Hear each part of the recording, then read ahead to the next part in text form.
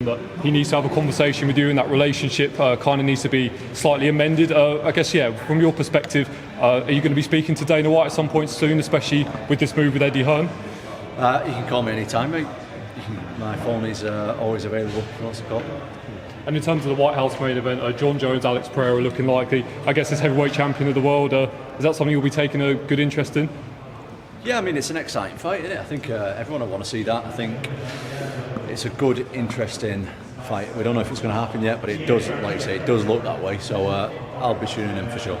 Tom, how have the last couple of months been for you in general? Obviously, serious injury after your last fight. How have these last months been for you? It's been tough, I ain't going to lie. It's been a tough time for me. Being unable to... I mean, the toughest thing for me isn't even the fighting stuff. It's been like, I've been out of my routine, I've not been able to train, I've not been able to do nothing. But now things are getting better, and I'm back in the gym a little bit. Still can't do everything that I want to do, still can't fight, still can't spar, but we're getting towards that point, so I feel a lot better these days. Has this been a kind of serious up point for the last few months, this agreement with Eddie Hearn and Matchroom Talent Agency? Has this been a kind of a better point of the last couple of months? This has been the highlight of the last couple of months, yeah. I mean, recovering from surgery is not very fun. So, yeah, it's been good. Me speaking to Eddie, speaking to the rest of the team, getting a decent understanding of each other, and looking forward to the future is positive. Tom, do you have any concerns about, obviously, with what's been going on with Eddie and Dana, that you might get caught in the middle of that and Dana might not be as kind of forthcoming with opportunities or what have you because they're having their own back and forth? Well, I wanted to make sure to Eddie, and I've heard Eddie say a couple of times with the media and stuff today, I didn't want to be a pawn in his fight or something like that. And I said in a more explicit way that that's not what I wanted. I didn't want to be involved in that at all. But when I sat around with Eddie and Frank and the rest of the team, my team as well, they explained to me properly what they want to do. We were literally together for a full day, and we explained the ins and outs of everything. And I'm at a point in my career where I don't have to sign anything. I don't have to do anything that I don't want to do. And I obviously was happy because I signed a contract, and myself and Matchroom will be moved. Tom, a lot was said up there about maximising your position commercially. Now, I think it's fair to say that a move to boxing would be up there with one of the most commercially lucrative moves for you. I know you're under contract with the UFC as it stands, but did that come into the thinking in linking up with Matchroom in this capacity, that if a move to boxing was to materialise down the line, that you'd be better placed to do it? I'm not really thinking about boxing right now, to be honest with you. I know that, like, your guys' job is the media, and you want to make it look like that's what's happening. And I was aware when I signed with Eddie that that's what's going to happen, is the media's going to try and push me down this road of, I've done this for boxing. That is not the case. I have unfinished business with the UFC, and I want to do that before I even think about boxing. And just away from yourself, what do you make of the fight between Oleksandr Usyk and Rico Verhoeven? I mean, I think Rico's getting wrote off. Did you come across him at Peter Fury's gym? Listen, I've been training with Rico for the last 10 years, so I'm obviously pretty Rico biased. Rico's a good friend of mine. But he's a big man. He's had a lot of fights. Fair enough that he's fighting a different sport. But he can, like, if he hits him, it could be over. Do I think that Rico's a better boxer than Usyk? Absolutely not. I'm not saying that at all. But I think that he's getting wrote off, and he's definitely got a chance of winning. Just not. Tom, do you expect to see more UFC fighters come out in support of sort of fighter pay and that whole conversation with Conor Benn and Zuffa Boxing, seemingly purses being much more inflated than in the UFC? Do you expect more guys from the UFC to come out and talk on that? I don't know, because I don't know what complaining about it's going to do. And I'm not against the guys. Like, if you feel passionate about something, you absolutely should stand up for what you believe in and say it. So if they feel like they're not getting paid enough, then absolutely say it, but they also need to do something about it. Like I said before, when we was on the stage, we were all locked into a contract. We all knew what contract we were signing up for when we signed the contract, me being one of them. Do I think that I can be paid more? Absolutely. That's why I've signed with Eddie and Matchroom, because I feel like my potential of earning is way higher than what I'm getting paid for fighting, so that's why I'm with Matchroom. Tom, just a quick question from me, really. Obviously, you've signed with Eddie Hearn's talent agency. What can this deal with Eddie Hearn do for your next part of your career, and how much of a positive impact Eddie Hearn can be for you in the long term?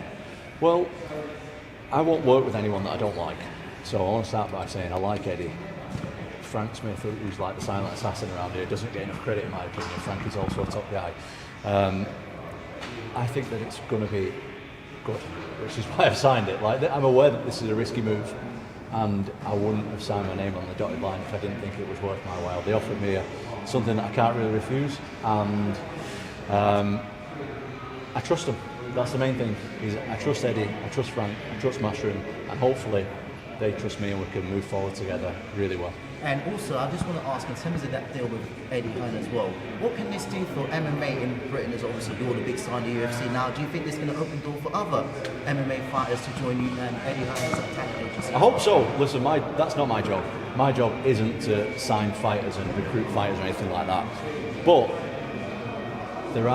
there is more money to be made outside the octagon, and I don't think that enough fighters are exploring that. Everybody's got their own manager, everyone's got their own relationship, everyone's got their own loyalties and everything like that. But for my personal career, I want to take it as far as I can and maximise it as much as I can.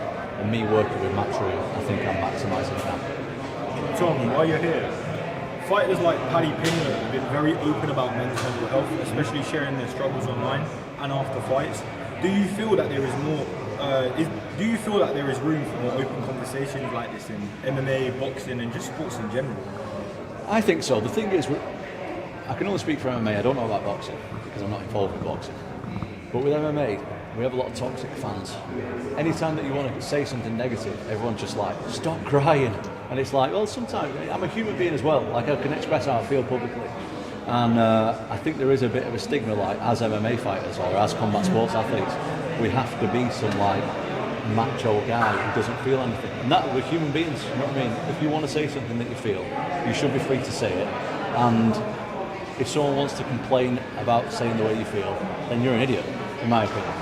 Thank you so much. Thanks, mate. Tom, obviously you mentioned kind of you're still a long way out from kind of getting back into the octagon. Do you have any potential opponents who you want to defend your title against next? Just whoever we can work out. Whoever we can work out. Obviously, the Cyril Gane rematch is where the first thing that I want to do, because that's unfinished business. I want that fight more than anything. But if there's another fight, you know, the UFC can say whatever they want. One thing that they can't say is that I turn down fights. I ain't never turned down a fight in my life, my whole career, and I'm not going to start now. So when I'm ready, I'll let the UFC know. My dad will let the UFC know.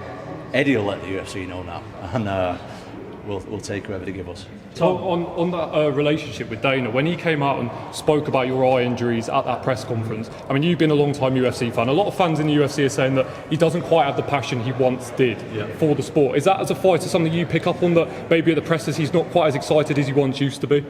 It's hard for me to say because I don't really have a relationship with Dana. As far as I'm aware, a lot of active fighters right now don't deal with Dana directly. They deal with another guy called Hunter.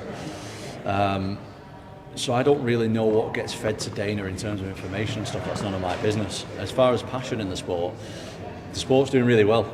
So I think maybe it's natural to lose a bit of passion, but I still think he's a passionate guy about the sport for sure. I don't think he's checked out or anything like that. Tom, what's the general feeling around UFC fighters about Zuffa boxing? What do you all think about it?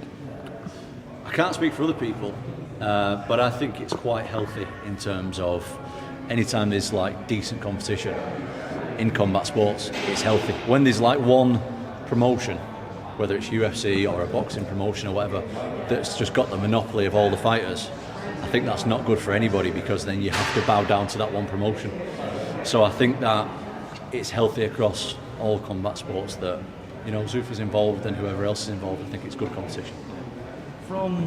Dana was trying to make a lot of changes to the Ali Act, but one change he didn't make was he didn't want to include MMA fighters into that. Did that bother you at all, that he's making all these changes for boxing, but he's not kind of bothered about MMA? Well, to be honest, I've heard that the Ali Act phrase been thrown around a few times. I don't really know what it is, to be honest, so I can't really answer it.